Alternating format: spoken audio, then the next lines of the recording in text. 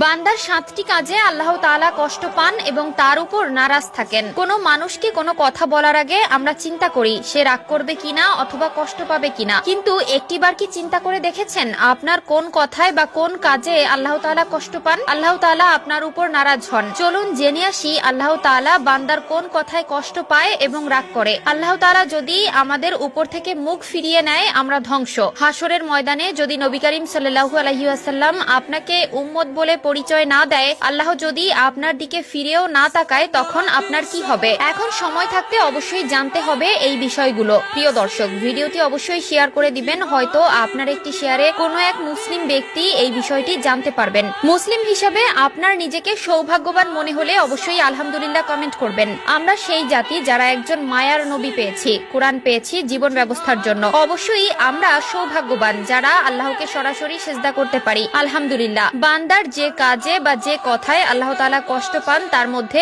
1 নম্বরে রয়েছে গালাগালি করা। আজকাল তো গালাগালি আমাদের একটা ট্রেন্ড হয়ে গিয়েছে।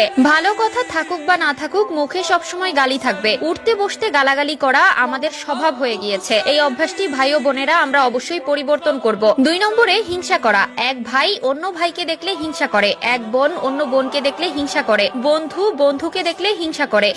হিংসে দুনিয়াতে ভরে গিয়েছে। হিংসা যার মধ্যে আছে তার ভিতর ঈমান থাকতে পারে না। 3 নম্বরে মা বাবার উপর কথা বলা। প্রিয় দর্শক, মা বাবার উপর কখনো কথা বলবেন না। মা বাবা হলো আল্লাহর দেওয়া একটি নিয়ামত, একটি রহমত। যে মা বাবা আমাদের ছোটবেলা থেকে কোলে পিঠে মানুষ করেছে, অবশ্যই তাদের মূল্যায়ন করবেন, তাদের আদেশ নিষেধ গুলো মেনে চলবেন, নয়তো আল্লাহর লানত আপনার উপর। 5 নম্বরে দাঁড়িয়ে পানি পান করা। প্রিয় দর্শক, দাঁড়িয়ে পানি পান করবেন না, তাহলে আল্লাহ আপনার উপর নারাজ হবে। 6 নম্বরে বাড়িতে মেহমান দেখে নারাজ হবেন না।